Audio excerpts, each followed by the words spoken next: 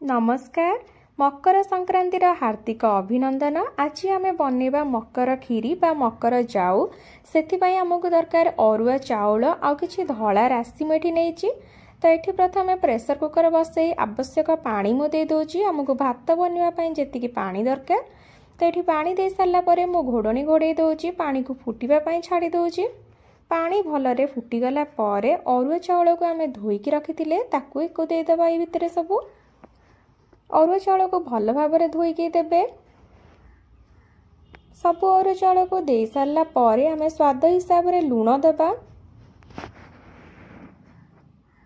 आपण हिसाब से लुण देबे एवं लुण दे सारा पर आम यार ढांकुणी को देकी 4टा सीटी आसवाई देदेबा मीडियम फ्लेम रे।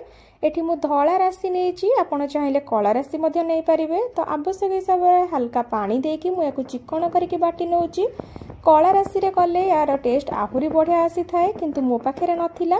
देखंतु केते चिकन करी मु बाटी नेची। एबे मोर 4टा सीटी आसी सारलानी एवं गैस मध्य आपे आपे जाई सारलानी। एबे आमे खोलिकी देखिबा। तो देखंतु मोर भात बिल्कुल भी तळे लागिनी एवं भात बहुत बढ़िया से सिझी जाइछि।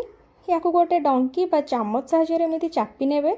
आपण चाहिए स्मैशर साहाय्य एमती चापी पारिबे किंतु मु गोटे डंकी साहाय्य एमती चापी नेछि जद्वारा कि आमर बनवा पई आहुरी कम समय लागिबो।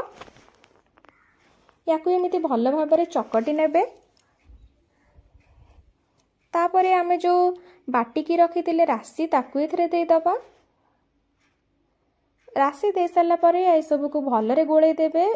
एपर्यंत मु बिल्कुल भी इंडक्शन लगेनी। याकु आमे भलरे गोळे सारिला पर इंडक्शन लगेबा। तो एबे मु एथरे आवश्यक हिसाब से गुड़ दे दोची एवं हल्का टिके पानी देथिली गुड़ भिजिबा पई। जेहेतु आमर चाउल बहुत गरम अछि गुड़ आपे एथरे मेल्ट हो जिवो। तो ए सब देकी मु भलरे गोळे नौची। जिते भल से गोळेबे आमर खीरी रो स्वाद सेते बहुत बढ़िया आसीबो। एमिति भलरे गोळेई नेबे बा चकटी नेबे ताकू। तापरे आवश्यक हिसाब से पानी देबे। मु प्रथमे गोटे ताटिया पानी देकी आकु गोळौची किंतु मु वीडियो रे नबाकू भूली जाईची। परे मध्ये मु आउ गोटे ताटिया अधिका पानी नेइथिली। देखंतु मोर एथिरे एबे भल से गोळेई हेई गलानी। या परे मु आउ गोटे ताटिया पानी नेइची। खीरी को सिझिबा पई आ टिके टाइम दरकार राशि एवं गुड़ मेल्ट हबा पई। तो देखंतु आपण देखिकी जानि पारुथिबे मु आउ गोटे ताटिया पानी नै जाईची। ए सब को एमती भलरे गोळेकी मु मीडियम फ्लेम रे सिझिबा पई छाडी देली। एठी टमाटो जीरा कंचा लंका अदा आ काजू को मु बहुत भल भाव में चिकन की बाटी नेइची सिंब तरकारी पाई। एठी मु वेजिटेबल नेइची बंधा कोबी फुलकोबी सिंब बाईगण आलू आ ग्रीन मटर। आपण चाहिए आउ जेकोसी वेजिटेबल भी पकई पारे किंतु मुझे सब वेजिटेबल ले बनैबी। जेहेतु मकर संक्रांति रे सिंब खाती से मुझे सिंबर तरकारी बनाऊँगी। एठी देखंतु मीडियम फ्लेम रे मु रखी एवं मोर खीरी केते बढ़िया से फुटुची एवं मझिरे मझिरे ताको एमिति गोळौथिबे जेमिति कि तळे न लागे। एठी कड़ाई रे मु तेल देकी प्रथमे फूलकोबी को भाजी नौची। फूलकोबी हल्का भाजी आसिला परे आमे एथिरे बंधा कोबी को दबा। वेजिटेबल को एमिति भाजिकी बनैले तरकारी रो स्वाद बहुत बढ़िया आसी थाए।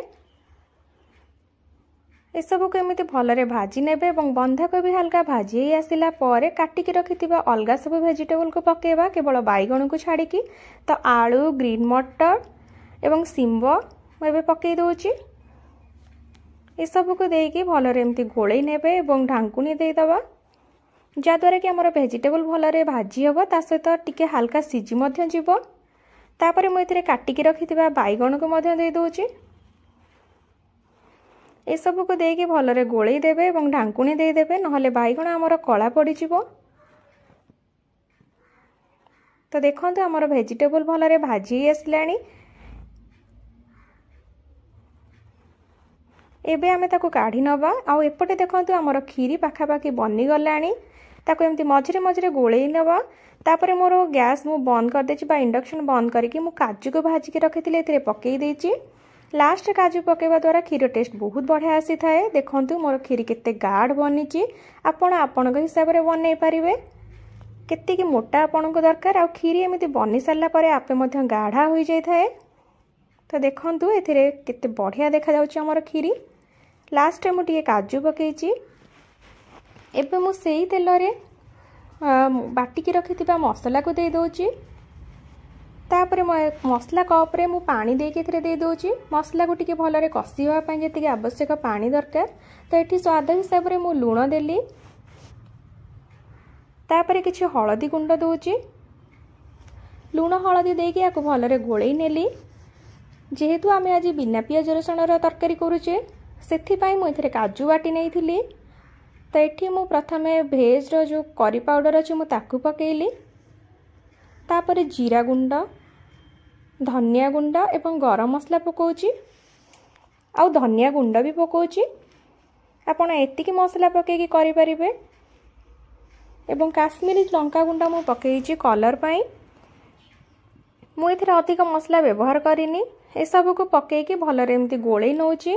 आपण चाहिले गोटा गरम मसला मध्य पकई पारिबे, किंतु मु पकाएनी जेहेतु पाटिरे लागिले मते भल लागेनी। तो एबे ताको घोड़नी घोड़ेकी एमती मसला को कसिबा एवं मझिरे मझिरे तार घोड़नी आड़ेकी ताको भलरे एमती गोळेई नउथिबा। गैस को मीडियम फ्लेम रे रखिकी मसला को कसिबे, जा द्वारा कि हमर मसला बहुत बढ़िया से कसी हबो। देखंतु केते बढ़िया देखा जाउची। एबे हमें जो भाजी के रखिथिबा सब वेजिटेबल को एका संगे दे दबा। सब वेजिटेबल देकी एमती भलरे गोळेई नबा ताकि मसला और वेजिटेबल हमर बहुत भलरे मिसी जिवो। एबे हमें ताकू ढांकुणी देकी टिके मसला सहित वेजिटेबल को कसी नबा। वेजिटेबल और मसला भलरे कसी हे गला परे आमे सेतिरे आवश्यक हिसाब रे पानी दबा। देखंतु हमर मसला और वेजिटेबल भलरे कसी आसिलानी। एबे सेतिरे मु पानी दे दोची। आवश्यक हिसाब रे सिजिबा पई पानी दे दबा। पानी दे सारी के एमिति भलरे गोळेई नबा। तापरे ताको ढांकुणी देकी सिजिबा पई छाडी देबा मीडियम फ्लेम रे 10 मिनिट।